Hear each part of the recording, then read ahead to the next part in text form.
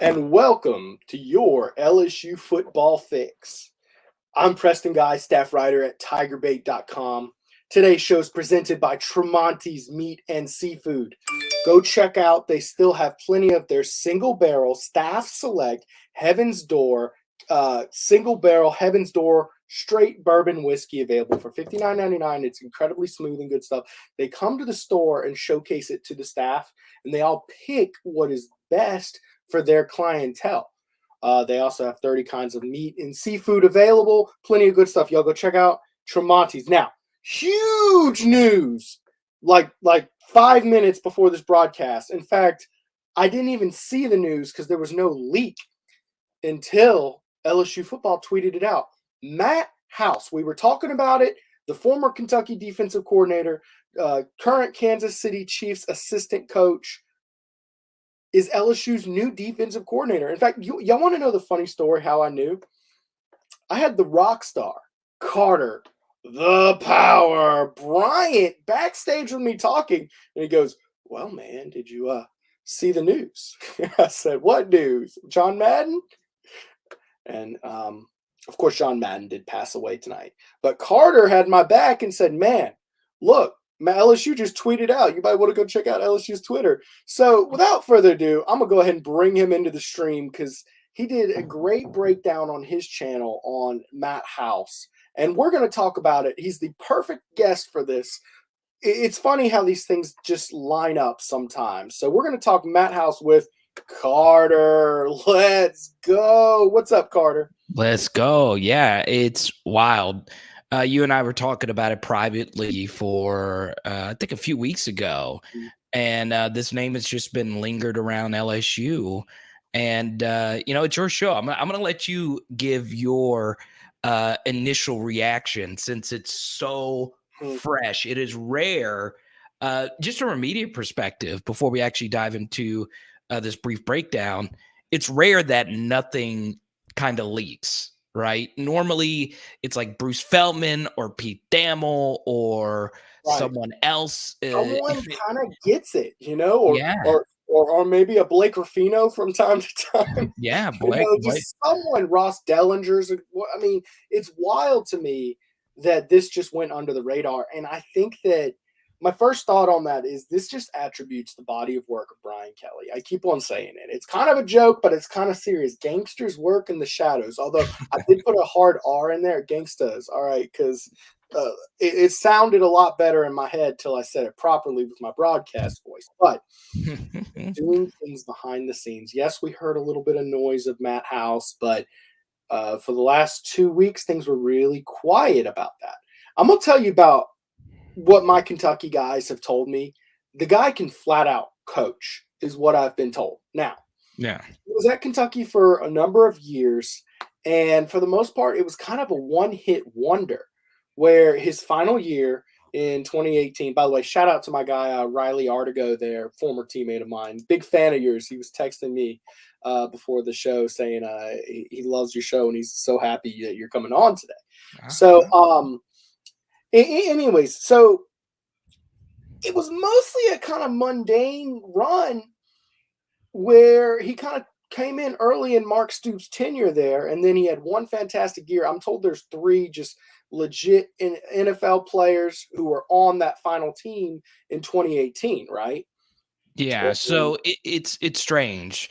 Matt House has been a defensive coordinator 5 times in his career, so his first year as a defensive coordinator was at Pitt, and he just happened to have the greatest defensive player of the modern era on his defense, Aaron Donald, and they also returned 8 starters. Now, that also just happened to be the first year that they joined the ACC, and his first game was against prime Jameis Winston. So, of course, Jameis Winston lit him up, but outside of that game, Pitt was still not great that year. So you fast forward to the next season, Pitt still wasn't great. So here's what's interesting. Paul Chryst was a coach at Pitt.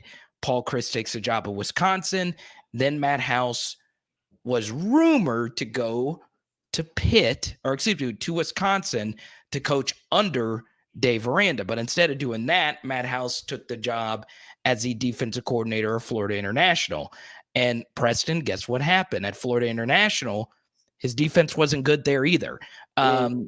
And he then leaves Florida International, takes over the special teams coach's job at Kentucky.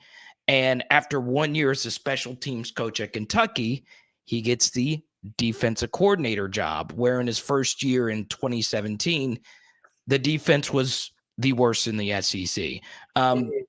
It was worse in the SEC East. They were 13th in Power 5 adjusted yards per play and all these different stats. And I mentioned this in my deep dive, that Matt House had 1 year of his 5 years as a defensive coordinator where he was elite. And that was his final year, which you've mentioned, where in the first 3 rounds of the NFL draft, Kentucky had 3 defensive players selected in the NFL draft. 1 a pass rusher and 2 really good defensive backs, Josh Allen, Mike Edwards, and the other name slips my mind. But Kentucky's defense was amazing. Now, something pretty interesting happened in that year, though, Preston, was their current defensive coordinator, Brad White, joined the staff as well in 2018. That's right. So it's strange. It's weird how that overlaps. I'm going to throw something out there. So one of the big cons to me when looking at Matt White, that defense has been decent under him. Right. I believe 4th in the SEC all 3 years he's been the coordinator, right? But one of the things that was standing out to me when I was studying his stats was the year after he took over, there was a significant drop-off. And I remember talking to my Kentucky guys like, man, what was the deal? Why? And they said, well, man, I mean, he's done a good job. He's a good coach. But that year, there was just so many NFL guys. It's not really fair. So I kind of wrote it off. So, yeah, I mean, you kind of have to wonder how much input he had. I would love to know how much in that, X's and O's playbook design, how much input White had on House. You just really never know. Was it almost like a Joe Brady Ensminger situation where you've got 2 masterminds working together? I mean, maybe masterminds generous. I don't know. Maybe bright scheme minds, or was he a true position coach while he was there? Yeah, and that's the difficult thing, right? So there's a lot of different variables here that makes Matt House very fascinating, okay? The second thing that's kind of a red flag to me was in 2018, he was probably the best defensive coordinator in the SEC, right? Because Kentucky, which rarely has an amazing defense, had this amazing defense, and then he left, right? So he left while the kettle was hot, and he took an NFL job, and that's where he's been the last couple of seasons as the co-linebackers coach with the Kansas City Chiefs, which is very interesting, right? So you're the best defensive coordinator in the SEC, right? And here's what's interesting about being a really good defensive coordinator in the SEC with a program like Kentucky that's not elite. There's a lot of room for you to grow in the college game, right? Mm-hmm. So if he would have had just at least one more good year as a defensive coordinator at Kentucky, he's probably Preston getting a head coaching job somewhere at the college level. But instead, he takes the NFL job. And this was something else that I mentioned in my deep dive, Preston, that kind of concerns me just a little bit. There was an interview that Mark Stoops did with Kentucky Sports Radio at the time, and they were asking, why did Matt House leave? Because there was a back and forth with Kentucky and the Chiefs about what they wanted to do, right? Mm-hmm. And Mark Stoops said he and Mark House are in really good, Matt House, they are on really good terms, but the issue was lifestyle. He said, I think Matt House is leaving to go to the NFL because the recruiting grind started to wear on him just a little bit. So that's what was implied in the interview. So let me ask you this though, as a coordinator, how pivotal is it that you are a great recruiter? Because I tend to argue, you need to be good at recruiting and enjoy recruiting as a coordinator. but it's much more important that they know scheme. That is what Right. you are bringing that guy in. And I think that having a head coach who knows the X's and O's helps a little for LSU. Although Brian Kelly is an offensive mind, he actually has been a defensive coordinator in his career too. So So, I think that was what probably happened. Because obviously, one of the big positives about Matt House was he was courted by Tennessee and Auburn mhm, last year. Okay. So I think what Brian Kelly told him was, look, you can come to LSU and just coach. You don't have to worry about recruiting. Because I tend to agree with you. I'd rather my coordinators in particular focus mostly on scheme and then have the rest of your staff take care of mostly the recruiting aspect of it. I'm just saying it's just a little bit of a red flag. no, right. And that's the thing, right? Now, if you want to get really deep, he only had 1 year of success in a 5-year sample. Major red flag, right? It's not good. On top of that, pace of play is something that you got to keep in mind as well. So obviously, when you hire a defensive coordinator, you have to play complementary football. Your DC has to match Right. the OC and so on, right? Uh, so Matt House has been with notoriously slow pace of play offenses his entire career. So what's going to be fascinating is if they hire Mike Denbrock to be the offensive coordinator, Matt House actually pairs well with Denbrock because Matt House has been in the NFL and his defenses every year. He played at Kentucky under Mark Stoops. He played under Paul Christ. Those are slow pace of play coaches. Brian Yeah. Kelly is a little bit more traditional. So So, if you want a positive for Matt House, that would be one of those because yeah. he would fit well with that. So that's very interesting the way you paired that, because that to me tells me that maybe while these coordinators aren't the sexiest names in the world individually, right? Maybe there's a grand master plan in place of an identity of an entire complete football team that Brian Kelly has. Right. Um, Not to get, like, let's be honest, neither one, like Denbrock, would he be as sexy as a name as Tom Herman?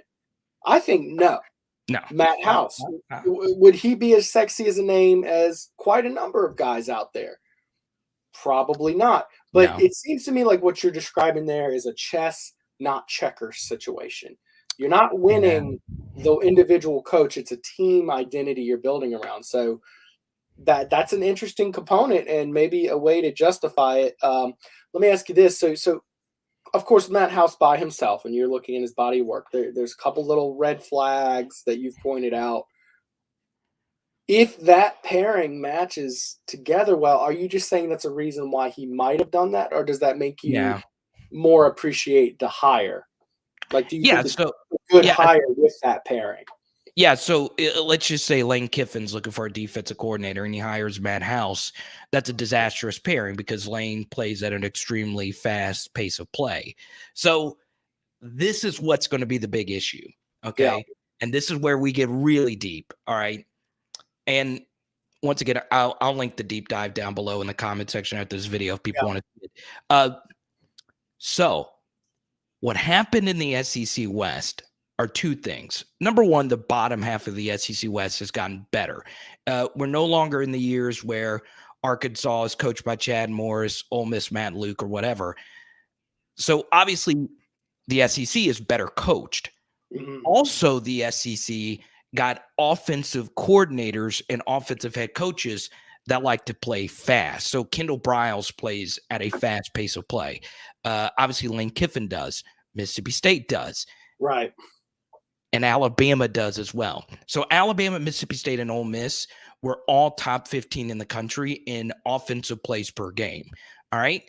Whereas in the NFL, you rarely play 70 plays in a game.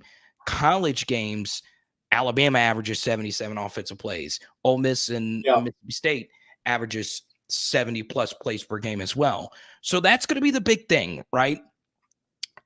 The NFL is a harder sport to be a defensive coordinator, right? Because the players are just better. yeah, But it's different in college. everything just moves so much faster. The games in and of themselves can also be longer because first down, stop, Yeah. clock, and all that stuff, whatever. But that's going to be the thing, is the pace of play is going to be a huge hurdle for Matt House. Now, Preston, if there are people here that have seen me for the first time, it may sound that I'm very negative about the hire. I'm very skeptical of the hire. That Yeah. doesn't mean I don't want it to work out. That doesn't mean that it's not going to Well, look, work out. man, look, worth noting. I mean, if you want to listen to someone who's going to be a sunshine pumper, there are sunshine pumpers out there. Right. Like Huh? that's just Huh? not Huh? it's not the identity I've brought to my show, and I know it's not yours. Yeah. Based on my father watching every show of yours and liking your show more than mine, of course. But I'm kidding, Dad. Anyways, so sometimes you just call it how you see it. Yeah. Yeah. My light just went super bright on me. I'm gonna turn that off, actually. No. Shine bright like a diamond. There you I go. know. I was showing all the face grease. You can see my blackheads there.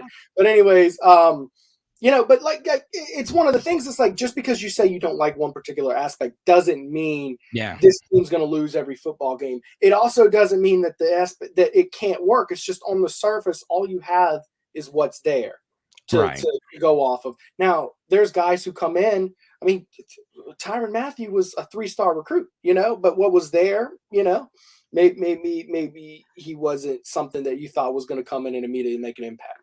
I've got Riley Artigo, who got us a super chat here. Yeah, go ahead. And he was bringing up, he loves that you goes into past seasons when evaluating. That was one thing that came up to me was, dang, Carter's going back, man. Carter's going back like some of the things you're talking about. I mean, that was before the spread took over. It was when Rich Rod was doing his thing at Tulane, I was like, dang. However, I will say that Brian Kelly will have his own thumbprint and will be able to help House grow as a coach. I trust Brian Kelly's evaluation. And I want to talk about the last 2 sentences and let you see if you have anything out of that different than this. But number one is that, I really wanted a coach for LSU that knew scheme, knew technique, and could help coaches who have some problems in scheme learn that. Like, hey, look, you can't blitz out of zone on this down because this guy's, gonna be run that seam route and we can't cover him or whatever. Just little things like that he should be able to assist and develop his coordinators. That's why you paid $100 million for a tackle football coach. Because you needed a guy who could do that. Because look, guys, you don't get program consistency out of a coordinator. Period. End of discussion. That right? Like your consistency of the average coordinator tenure is 2 years. Your consistency needs to come from your head coach. What do you think about Riley's comment there? You got anything? Yeah, I totally agree. Obviously, Brian Kelly's the most important piece, and I trust his evaluations as well. He's made really good defensive coordinator hires in the past. Obviously, Elko being his best, but he also hired Brian Van Gorder, who is not all that well respected by a lot of people. But you hit some, you miss some. Obviously, this is huge, right? Because Tramonte Jones had the amazing November that he had. I had some skepticisms about Tramonte's final month. I liked him a lot, though. I really did. But obviously, at the same time, I understand wanting to bring in something new, something fresh. And look, if you're Brian Kelly and you look at the LSU defense, there are a bunch of very weird inconsistencies with the LSU defense that makes you go, why were we doing this? What was LSU doing? So I'm fine with bringing in someone else. I really am. I just think there were other ways you could have gone with this. A guy that's not called plays in 3 years. And look, that's fine. He might come into this with a fresh perspective that we don't know a whole lot about.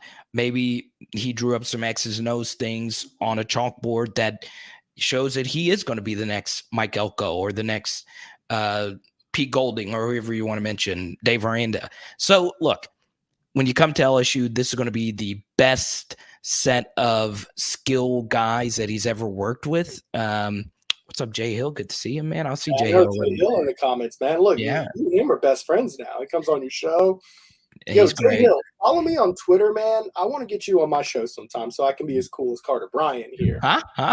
Jay Hill, man, he's so talented. It's crazy. Yeah. But here's what's really fascinating, right?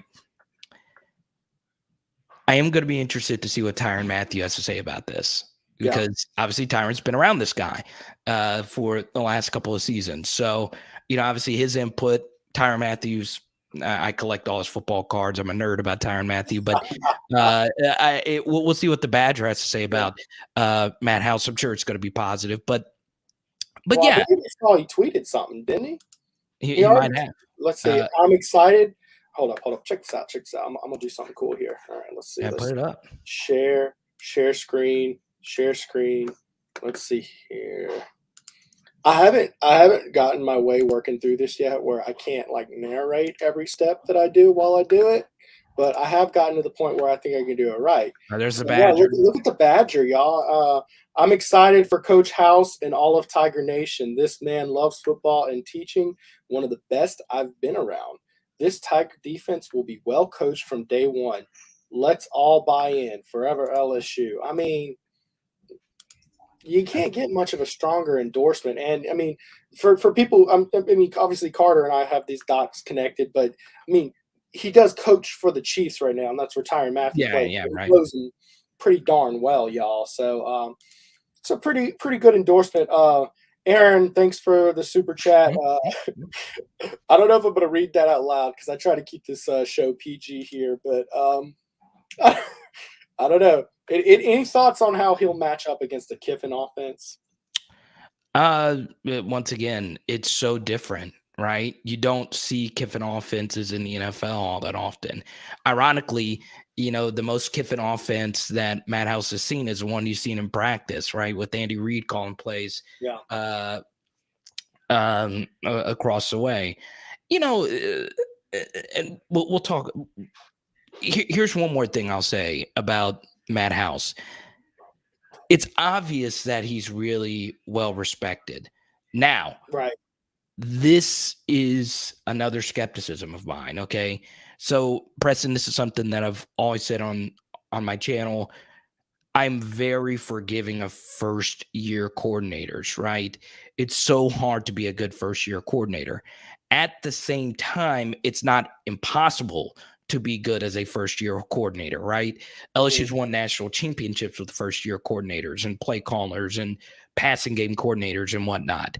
So the thing that's very interesting about Matt House is both times he's been hired as a coordinator, he was, pun intended, an in-house hire. So when he was hired to be the DC at Pitt, he was already the secondaries coach at Pitt. When he was hired to be the special teams, the defensive coordinator at Kentucky, he was already the special teams coach at Kentucky. So, that transition is a little bit easier, right? Because you're not having to move your family. You're still recruiting the same players. You're still, you know the guys, right? So once again, that just kind of chips away at his resume just a little bit more. But that's the funny thing, Preston. You made a really good point a minute ago. All of this is before how things have changed in the SEC. But this would be my retort to that, going back to the pace of play things, is that the changes that have happened in the SEC go against his actual style of coaching and what he's accustomed to as an actual play caller. So, and this is where it really gets fun. There's going to be some rough patches, right? There is going to be all these different bumps in the road. You just got to be patient. The same way we were patient with Tramonte Jones. Voila, it eventually worked out. We finally quit running man coverage on every snap. I will say this, Preston. I think a lot of LSU fans, in particular Jay Hill, because, he actually knows film and coverages and all that. This is very key, okay? I'm just going to be happy next year that we're not going to run man coverage on every snap to start the season. If we see LSU versus Florida State in day one, and I'm seeing 2-man under on every snap, I will drink bleach while jumping into an erupting volcano. Just make sure you don't do that, Madhouse, and you have a fan in me. And that's going to be the biggest key. Also, this is very huge when it comes to this defensive coordinator hire, is that the guy between the headset, that's his boss, is better between the headset than Ed Orgeron, right? So much of what you do as a defensive coordinator is heavily, and I mean heavily, influenced by who actually is the head coach, right? Well, let me ask you this. Do you think Orgeron actually influenced? Because I get the feeling that Orgeron hired a head coach of the defense and a head coach of the offense. Well, that's a great question. We don't know the answer to that, right? And I've always brought that up as a skepticism of Daronte Jones. But it's more than just actual play calling. It's fourth down decision making, how you go about your timeouts, how you actually set a game plan for the week, right? So that was a big problem with Ed Orgeron, is that his games happen to be at the same tenor, right? Weird first quarters, chaotic second quarters, bad third quarters, and 50-50 fourth quarters, right? It was that every single game. And what happens with that is offensive coordinators start to figure that out. They're like, okay, look, we know for certain that they're going to run man coverage on every snap. So we're not going to show them our full playbook in quarter number 1, but in quarter number 2, we're going to mix it up, right? Brian Kelly doesn't do that. Brian Kelly is really good between the headset. Now, I've been a little skeptical of some of his fourth down decisions, even though these past couple of years he has been more aggressive. I'm a very aggressive fourth down guy, but at the same time, I do think even if Matt House isn't great next year, it is going to be better because Brian Kelly is just better between the headset. And one step further, Preston, is while we are focusing so much on Matt House, sometimes it just comes down to, do you have dudes, right? Right. If you're a defensive coordinator and you don't run man coverage on every snap like we did last year, if you have some dudes, it can overcome some coverage deficiencies, right? So what's very interesting, there's so many plays in the playbook when you have dudes. Like, I mean, the ability to man up or say, hey, look, linebacker, cover the tight end and trust him.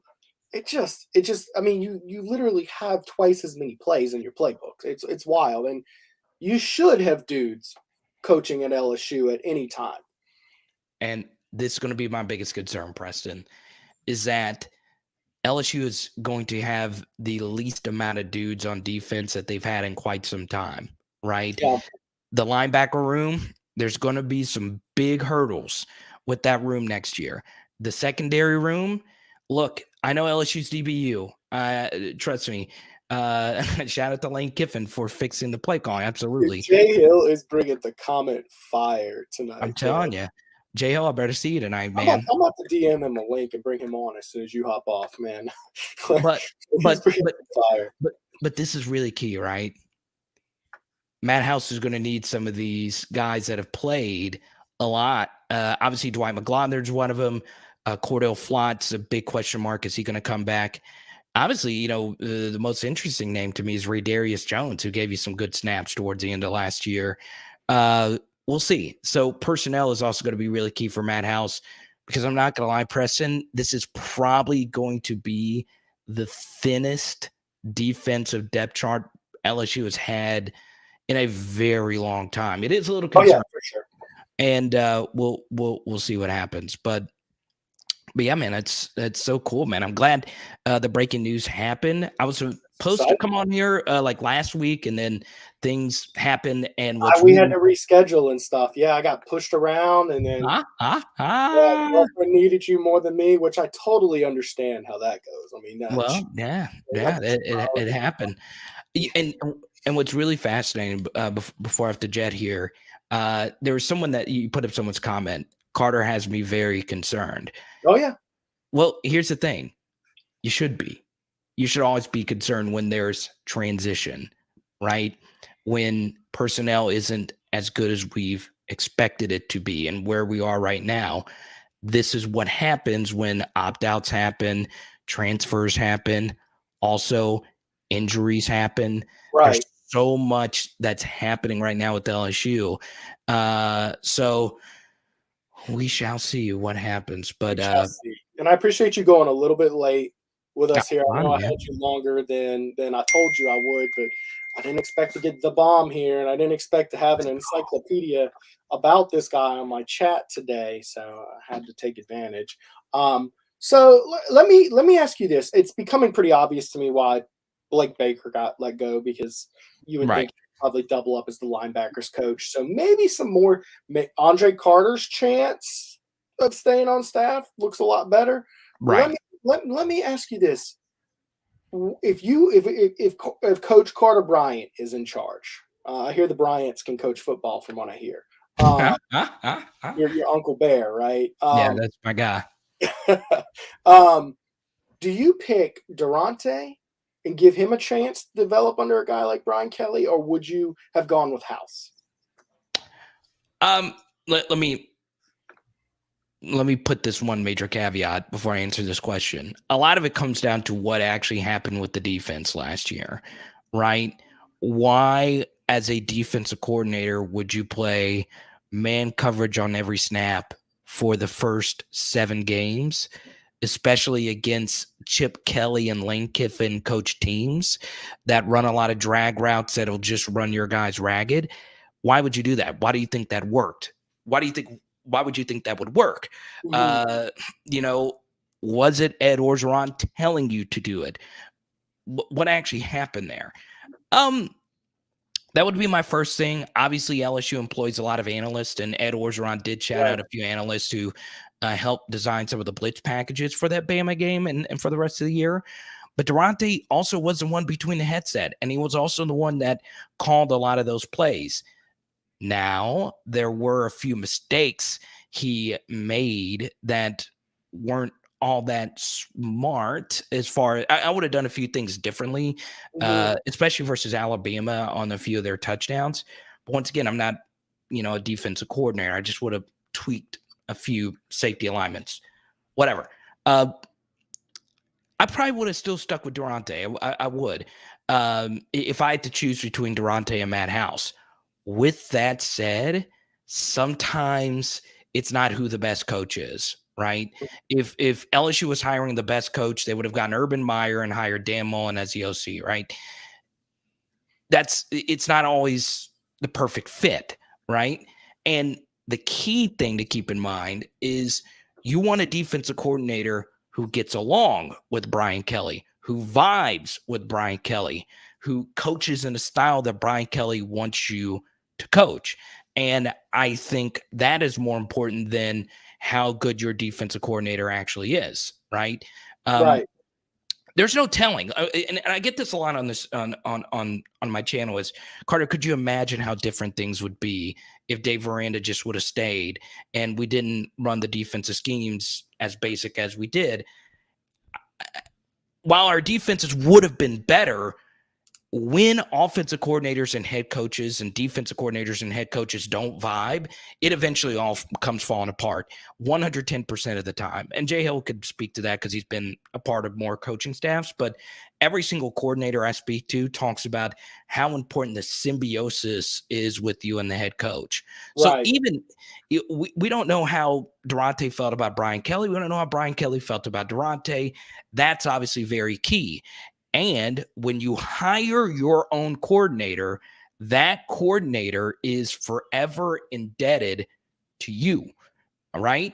It's different when you're a defensive coordinator that was held over from the last staff. And that's part of the reason why we had the shift and the friction we had between Aranda and Orgeron. It eventually was going to happen. Right. So that's also very key as well. So even though, I'm not as on fire about Matt House, and some people feel a little concerned with how I've broken down Matt House over the past couple of weeks, it can work. It absolutely can work.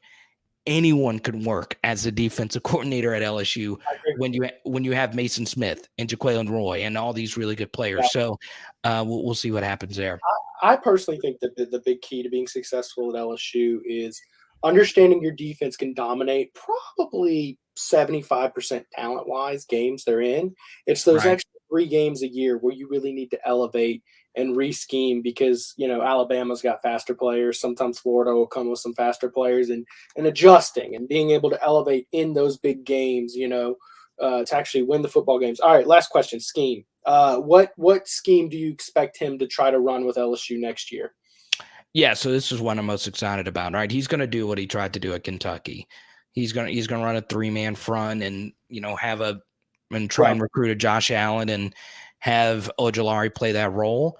Also, something else that excites me is Chris Jones from Mississippi State has been their defensive tackle.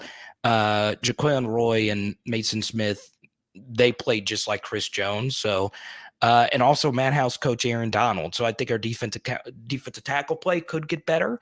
Oh yeah. Um, Now you think Mason Smith would probably be a 3-4 D end, right? and then, but they'll run some 4-3 principles Yeah, coming a from the little NFL multiple as well. front. Yeah, this is what really excites me though. Matt House's best game as a defensive coordinator was this last one.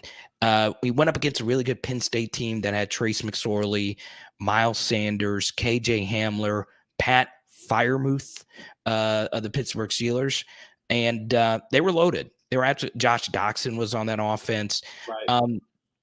And they shut him down. Now, they gave up some points at the end, and it became a head-scratching, close game. Kentucky dominated that game defensively, and Matt House called some really, really interesting blitzes in that game that really gave Penn State fits.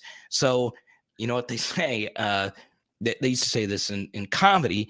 They still do, and they say this in sports as well. You're only as good as your last game, right? Right. Matt House's last game versus Penn State was a masterclass because I thought Penn State was a better team. I thought they had better athletes. They were a really good offense that year, and Matt House was the MVP of that game. He called an amazing, amazing game in that one. So that excites me as well. So I am happy that his final year was his best year instead of his first year. That would be a little bit more concerning, but we'll see. That's the exciting thing. Yeah, correct me if I'm wrong. There's never a dull moment Right. with LSU football. There's not. And correct me if I'm wrong, but since then, hadn't he been to 2 Super Bowls? Or I'm trying to see if my years are right. Yeah, 2 Super Bowls, right? And I won mean, one of them. Yeah. hey, they must be doing something right. This has been Carter, the Power, Bryant, giving us an outstanding breakdown. He stayed late. He broke the news to me privately. Yeah. What an all-star. Thank you for joining us. Hey, Carter, tell the people where they can keep up with you, where they can follow your work. Yeah, man, it's a lot of fun. Power Hour LSU on YouTube. The last regular video we did was actually the Madhouse deep dive. So if you want to check it out, all you got to do is go to the channel. You'll see it, and we'll be live after your live streaming tonight at around 8:10. So yeah, man, it's always a lot of fun. Jeremy Hill was just on. Van Lathan was just on. It's been a lot of fun. So, Preston, man, keep up with good coverage, man. You're with the legendary Mike Scarborough, man, doing the big deal. The very important Mike Scarborough. the recruiting aficionado. But thank you, Preston. I really appreciate you, man. Thank you, Carter. That has been Carter Bryant. I appreciate him for popping in. Exciting night. By the way, y'all saw Jay Hill in the comments. I went ahead. He did follow me on Twitter. I went ahead and said, hey, man, look, pop on tonight. Come on. I sent him the link. So we'll see. Maybe we get a Jeremy Hill sighting. That would be exciting for me tonight to just randomly pull a guest mid-show. We shall see. I'm going to go continue more of my thoughts. I really wanted to take some time to give a very analytical guy like Carter Bryant to speak up on Matt House. I gave a little bit of my opinion. I'm going to break that more down. Before we do that, I have to spend a little time thanking my sponsors. Okay, again, I'm going to do back-to-back ones here real quick because we went a little long on that interview. First off, I'm going to thank Dead Socksy. Of course, you see these incredible socks behind me. They are so cool. They have a variety of about 6 or 7 LSU colored socks. Here's the Tiger Stripes. Here's the Go Tigers. Very quality socks. They were very confident in this sponsorship. They DM'd me. They said, hey, what if we sent you a pair of socks with no strings attached? Just do it. And I got it, and I loved them so much. I said, guys, can I bring you on my show to tell my people about you? They got the very quality little almost like glue trackers there. I'm sure there's a scientific name for it, but it keeps it from sliding down your ankle. Very comfortable. The inseams, very nice socks. Y'all go check them out. The link is in the bio, deadsocksy.com. Y'all go check out the purple and gold collection. Use code TigerBait to get 25% off of your order. Stuff your stockings with the best stockings around. Dead Socksy. And, of course, I got to thank our title sponsor tonight, Tramonte's Meat and Seafood. Make sure to go pop in, get their single barrel, staff select, Heaven's Door bourbon whiskey. Very smooth, picked out by the staff themselves. We're going to hear from them real quick, and we're going to dive back into the show. Tramonte's has meat. Tramonte's has seafood. Tramonte's has much more. Tailgating and homegating platters. Huge wine and liquor selection. Beer and all the spices you need. Chairman Reserve and Wagyu meats. Ribeye rolls, shrimp rolls, kebabs. 20 flavors of sausage for the grill. Daily lunch specials and game processing. On-site catering also available. Good meat ain't cheap and cheap meat ain't good. Visit Tramontes.com. Thank you, Tramonte's Meat and Seafood, for making your LSU football fix possible. My take on Matt House is going to be a little different than Carter's. He went very analytical, and from an X's and O's scheme standpoint, he didn't like what he see. You know, my take on these coordinators has always been, you didn't hire a $100 million football coach to micromanage his hires. You hired Brian Kelly to bring in guys that he believes will be a good fit for this program. And Carter talked about how pace and tempo, you know, the Denbrock and House pairing, of course, LSU hasn't announced they'll hire Denbrock yet, but it's kind of an assumed thing at this point, that they'd be a good pairing together. And maybe he's right. Maybe we'll see. And to me, I think that one of the biggest mistakes that happened to Orgeron when he took over, he said, I'm going to hire the best coordinators in football. That's how he lobbied for the job. Well, his plan was to bring in Lane Kiffin, and that got shut down. He took the head coaching job at FAU, of course. So he didn't get to bring in Lane Kiffin, and then we quickly realized that Orgeron cannot do X's and O's. Orgeron doesn't even know how to hire X's and O's guys because he doesn't know what he's looking for. So Matt Canada came in. I'm not going to say he was forced. He was forced to bring in a big name, but he was of the genre of the chalk hire. He went after the chalk. The okay, who's the name everybody's talking about? Brought in the first name. You know, and that was you know, that was roughly the what we saw for Orgeron Senior. Don't do that with Brian Kelly.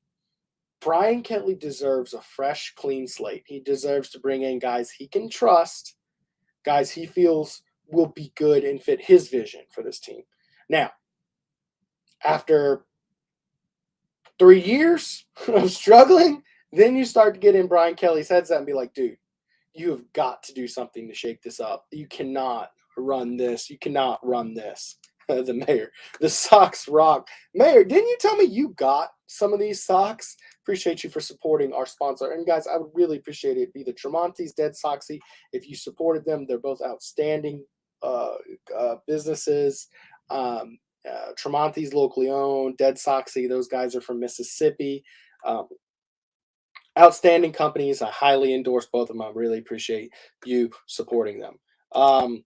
Kentucky writers mention House left for NFL due to recruiting. Wanted NFL due to this. Yeah, that he might not be nuts on recruiting, but you know, like Dave Aranda wasn't nuts on recruiting either. I think recruiting's a plus, but not the deal breaker. So we'll have to see that. You should drink more of the bourbon. Yeah, we're working our way down there, Eric. We had a nice little Christmas party for guests with it already, and it was very good. Nice little compliment there. Anyway, so scheme-wise, what concerns me, and this is more of a next year concern, not a long-term concern. And again, this fits the pattern that Brian Kelly has of he's making decisions for long-term sustained success at LSU, not we need to fix something and get it right for next year. The 3-4 will require a transition back to. Now, there's some guys Carter mentioned that will fit it, like Mason Smith, I think would fit pretty nicely in it. But you've been recruiting for 2 years staff for a 4-3 personnel or 4-2 personnel. And it helps a little that you were there for a few years before for a 3-4, but who's really left the last time? Who's left from those teams that ran a 3-4? You know who's left? But basically Miles Brennan. That's the only one left from that team. You had a mass exodus in part because you changed your defenses. Guys left all over the place because you changed your defense. That's a major transition for 7 guys who now have to play new positions. Now, some guys can fit into a new role. They can slide in. They can do whatever. But not everyone can make that. So you're going to have to do that. So that, to me, tells me give this defense a year before you cast any real judgment. I don't think it's going to be realistic to say, okay, well, you've got 51 scholarship players. Recruit hard, hit the transfer portal, fill your team, and go win football next year. That's a bit of a tall order, I believe. So, oh, look, the mayor said he got the socks for Christmas. I appreciate you, Mayor. Appreciate you big time. Tweet me a picture. I'll retweet it at pguy_77 if y'all are on Twitter. So someone mentioned recruiting about NIL now. It is. I saw Gordon McKernan do an interview talking about local businesses stepping up for LSU guys. So we will just have to see there. Anyway, so LSU is going to have to mix up the scheme, which, I mean, it's kind of a good thing because new coaching staff, fresh start, good. Take that time. Do it now if you're going to do it. Don't wait, 3-4 years from now, and then okay, well, now we need to win. Let's switch scheme. No, do it with a fresh start. Do it with a fresh start. Do it when expectations are tempered. Do it when you're doing a head coach transition anyways, and you need to fill some spots. Now, I guess the other good news about why it's a good time to switch schemes up like that is because, goodness, Mike Scarborough is getting antsy. Hey, y'all stick around. In about 5 minutes, Mike Scarborough will be on with Buddy Sonji. But anyways, because you don't really have the personnel to run either, truth be told. Not at the level you want to win championship football games. So, you gotta be able to fill this roster with somebody because you're going to bring in probably, what was the number? 32 guys this year. You're probably going to bring in 32 new players. So at least it's a year where you need that many guys to come in and fill that many spots. So we shall see about that. Can we go back to Bo Peliti? It's funny. I'm going to take a few more minutes and try to get to your deal. Get Tramonte's to do an NIL deal. I don't know about that, but I'm sure he'd be on board for the right guy. Let's see. Kentucky fans say House is a hell of a DC, not a big recruiter. He's known as the best linebacker coach in the business. I've heard really good things from my Kentucky insiders. I've been told from people who really know football, the guy can flat out coach. And you want a coordinator who can recruit? He doesn't need to be a recruiter. He is the guy who brings your scheme to the table. He and the head coach should be focused on scheme and winning football games. Your assistant coaches need to be the big recruiters, and the head coach needs to be a recruiter too. Mr. Pessimistic, you are Carter. Oh, man. Well, here's the thing about Carter. He's going to tell you like it is, and you don't have to like everything, but to me, I wouldn't want to hear news from someone who's just constantly pumping sunshine because I'd be constantly disappointed when they are winning the national championship the next season. Let's see here. Oh, here's a good point. Most teams have 5 DBs on the field, so it's really a 3-3-5. That's kind of right. Yeah, except sometimes they put 1 middle linebacker, 2 outside linebackers, or they'll do a stack to the strong side. So yeah, it's a good point that it'd be mostly a 3-3-5. I try not to say 3-3-5 is the base defense because a 3-4 adjusted to a 3-5. You're taking in a true 3-3-5, you have 3 like middle linebackers who play like in a 4-3. There's just 3 down linemen. Versus a 3-4 where they substitute out a linebacker. It's okay. You still have 2 linebackers playing on edge like their defensive ends, and then 1 guy in the center. Or what you'll do is you have 2 guys in the center, and you'll move your defensive line to the left and that linebacker to the right. So it runs a little differently. So I try not to call it a 3-3-5 just to avoid the confusion. It's a base 3-4 that can adjust into a 3-3-5. Let's see here. 4 linebackers on first down. So Josh Fusilier. Let's see here. Carter only applied skepticism to the guy with a deeper, more consistent resume. Ooh. Some shots. Look, man, he told it how it is, I don't hate the hire at all because I trust Brian Kelly to bring in a guy. I like that Brian Kelly got a guy he felt confident in. And I think that if you compare Daronte Jones' resume a year ago to Matt House's resume this year, it's not even close. This is a much better hire than either of the coordinators last year. And